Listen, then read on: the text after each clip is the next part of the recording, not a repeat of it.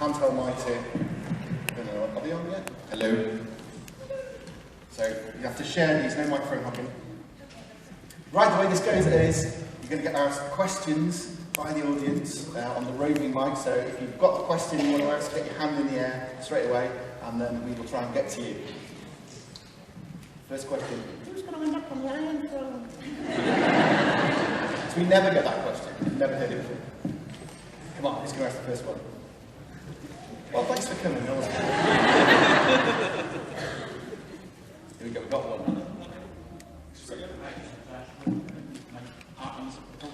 Oh, we've got someone who's embarrassed to ask a question who's now being shamed into it by their partners. We could just sit here, and it's fine. Yeah, this is great. Any questions?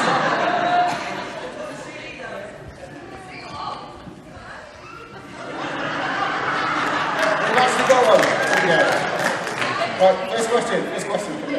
Does anyone actually think that Winter's ever coming out? Does anyone actually think Winter is ever coming out? Don't say that! Winds of Winter? Panel. It's kind of the book that everyone's waiting for. Oh, Winds of Winter!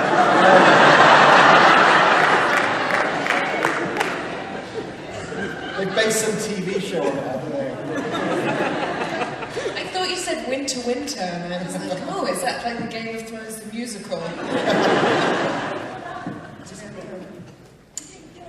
George is definitely, he's working really hard. He's under, I've seen him talking about it. He feels a lot of pressure, but it's really happening. So it's just a question of when it comes out, I suppose. But the show will go on. And they're sort of making a conscious effort now to sort of separate the two, aren't they?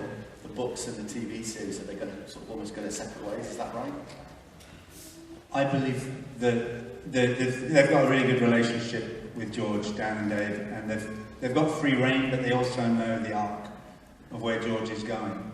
So I don't think they want to go too far from it, but they have free rein, which I think it's a good thing. We were just talking outside.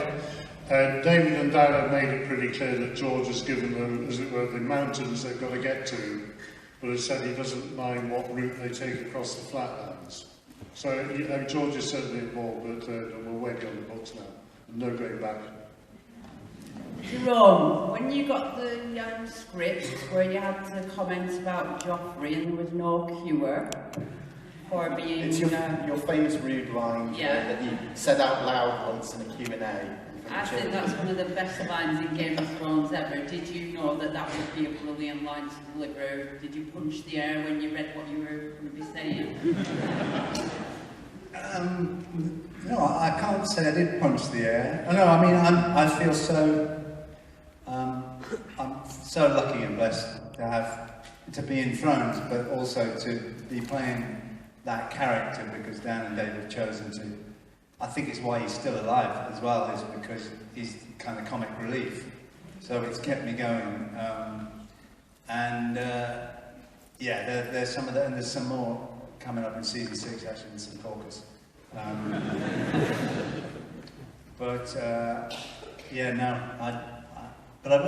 don't go around punching the air every time I see a C word.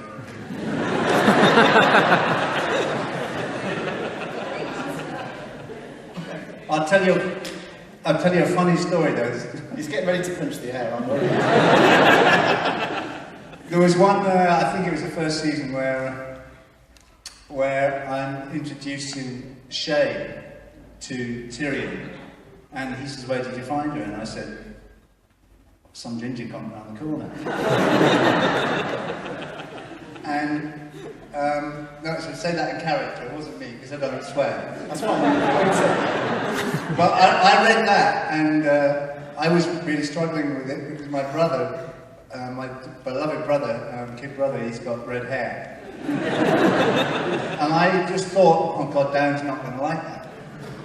And that was early on. It was the first time I'd said the C word, and I actually went up to one of the writers and I said, "You know, you sure you sure we need this? Because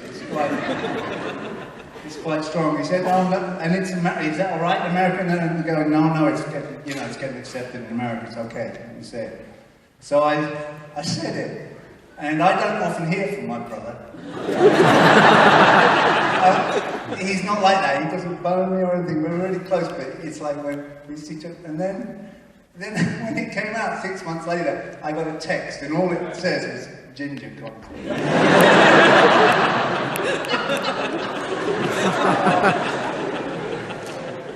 Question mark. Were there any scenes that were particularly hard to film, either because of environment or they were really emotional, or did you get the giggles and it was just really hard to get a scene done? I fell off the horse. So they gave me the tallest horse because apparently, being historically accurate, the smallest rider has the tallest horse. So they gave me a box that I could stand on to get on the horse. And then obviously Davos leaves. But my dress got caught in the saddle, and by this time the box had been moved. I fell. And they didn't shoot it again.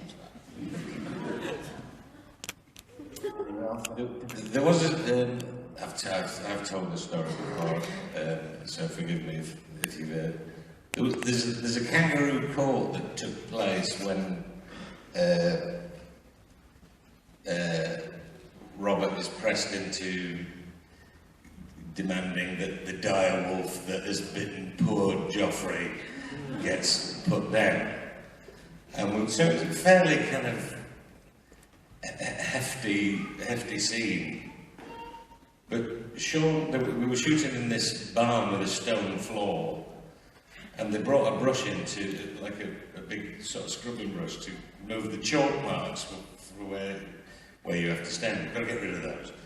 We came in and Sean said, it's a bit like one of them nail brushes, isn't it? Nail brush like you've got in the bath.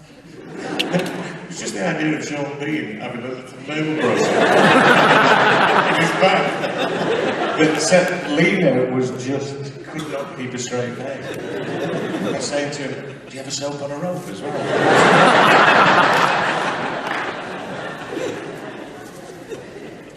The scene where I sang in season 5, we were filming in Shibuya, I think it was, and it was outside the tourist season, so there weren't very many flights to that part of Croatia at the time, and I missed the connection. Not my fault, the plane was late.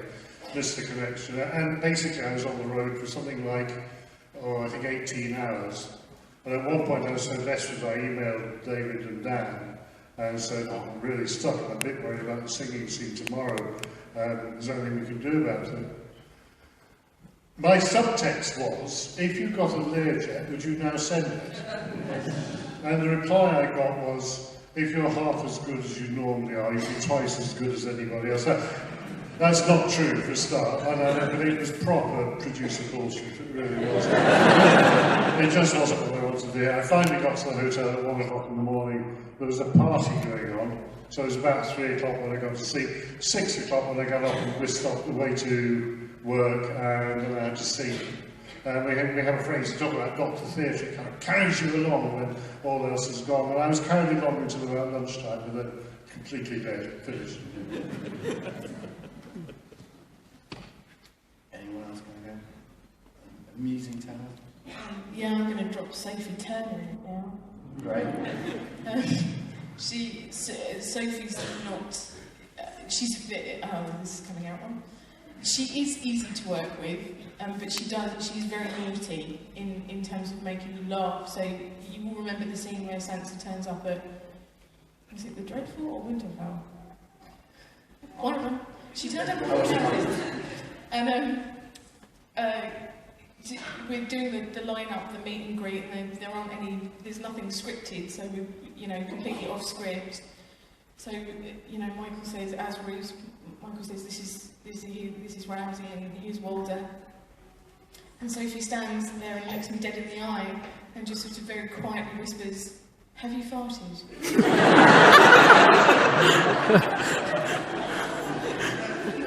Right. I'm not known for being able to keep it together.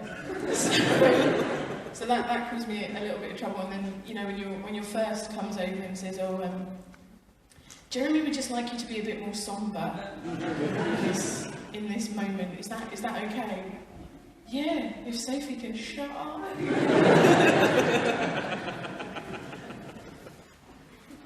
you have one?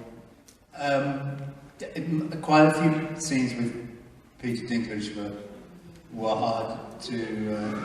when he starts to go, then it's very hard to keep it together. So yeah, any number of those. And there's one or two brothel scenes where it was hard.